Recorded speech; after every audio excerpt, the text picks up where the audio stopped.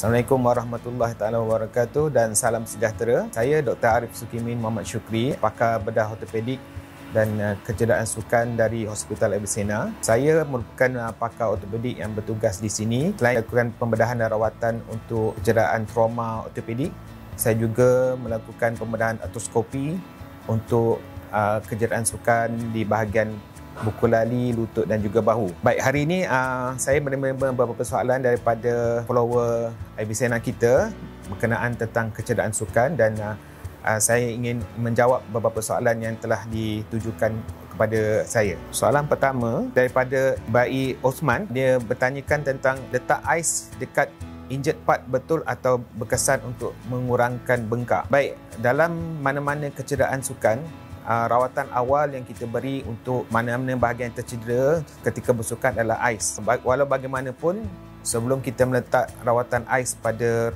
kawasan tercedera itu, kita perlu kenal pasti sama adakah itu kecederaan biasa ataupun melibatkan patah ataupun dislokasi sendi. Bagaimana ais itu bertindak? Sebenarnya ais itu akan merendahkan suhu pada kawasan lebam tersebut dan juga ia akan mengurangkan inflamasi dan juga keradangan yang berlaku pada kawasan yang tercedera, terutama pada kawasan otot yang koyak. Jadi bagaimanakah kita letakkan rawatan ais tersebut? Kita tidak menggalakkan ais diletak secara direct contact pada kawasan yang tercedera. Sebaiknya kita harus memanduknya dengan mungkin helaian kain yang ada berhampiran dan diletakkan pada kawasan yang bengkak. Sebaiknya diletakkan serta-merta selepas berlakunya kecederaan tersebut. Selain daripada benefit ais untuk mengurangkan lebam tersebut, ais itu memberikan kesan sejuk dan juga mengurangkan kesakitan pemain ketika diletakkan ais pada kawasan tersebut. Soalan kedua ialah kenapa otot kaki kekejangan selepas bersenam?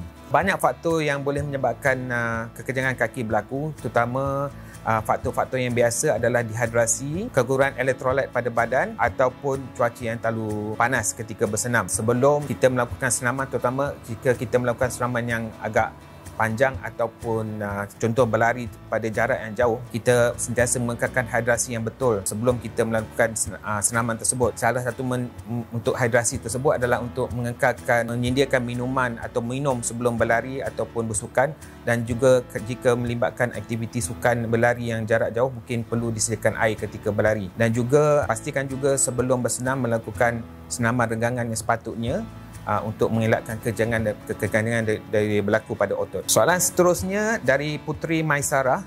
Orang berbadan besar tidak sesuai job ke doktor sebab after seminggu pergelangan kaki saya sakit. Baik, untuk mereka yang berbadan besar adalah disarankan untuk tidak terus melakukan aktiviti lasak kerana mereka cuba untuk menurunkan berat badan. Tapi kadang-kadang kalau aktiviti terlalu sukan itu terlalu lasak adalah mungkin impak yang terlalu berat yang akan diberikan pada pergelangan sendi, lutut dan juga paha dan juga belakang. Mungkin mereka boleh mengubah-ubahkan jenis aktiviti lasak untuk mengurangkan berat badan. Jadi kalau berbadan besar dan berlari hari-hari mungkin melibatkan impak yang terlalu berat pada buku lali dan juga lutut dan boleh menyebabkan kecederaan. Soalan keempat daripada Malaysian Rugby Medical.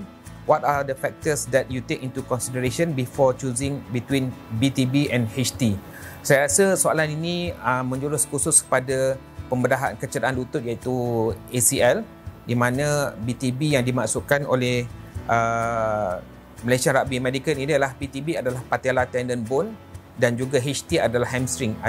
Dua-dua ini adalah jenis urat yang kita gunakan untuk menggantikan ACL yang putus akibat kecederaan sukan. Jadi kedua-dua urat itu adalah dua jenis urat yang bagus guna untuk rekonstruksi ACL.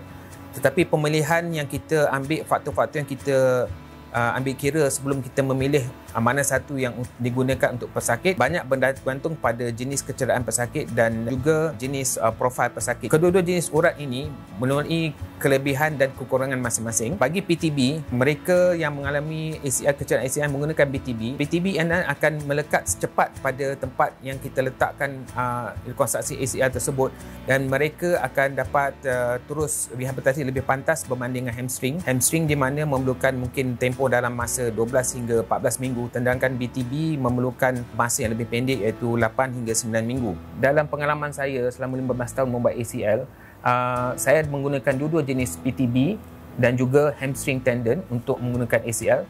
Tetapi 5 hingga 7 tahun terbelakang ini saya akan menggunakan, bagi praktis saya, sambungan hamstring untuk ACL pertama kali rekonstruksi primary ACL reconstruction, dan PTB saya akan guna untuk revision ACL reconstruction. Maknanya revision bermakna mereka yang telah mengalami ACL reconstruction tapi putus kembali disebabkan kecederaan yang baru. Jadi saya akan gunakan PTB untuk menggantikan primary hamstring ACL reconstruction. Untuk penjelasan lebih lanjut, sebenarnya ini adalah lebih terlalu teknikal dan lebih baik untuk mendapatkan konsultasi daripada pakar ortopedik yang tuan-puan jumpa untuk rawatan ACL. Okay, soalan seterusnya daripada Nurul Mas Zilawati Basri.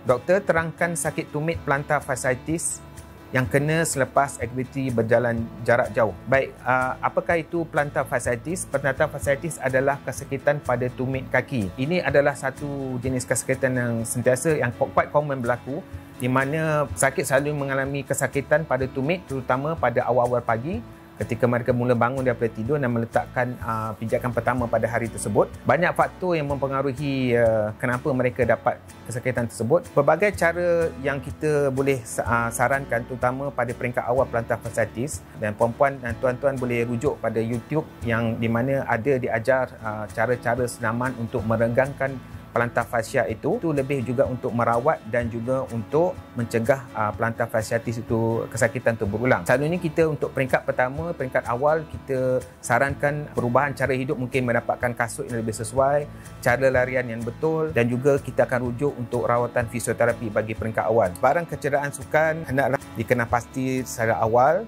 dan jika tuan-tuan mendapati kecederaan tuan-tuan belum dapat dipulihkan dalam masa seminggu, adalah lebih baik tuan pergi terus berjumpa doktor atau doktor pakar yang berdekatan untuk betul-betul mengenal-pasti tahap kecederaan tuan-tuan dan dapatkan rawatan yang lebih awal, dan kita dapat mengenal pasti tahap kecederaan sebelum kita boleh mengesyorkan rawatan seterusnya.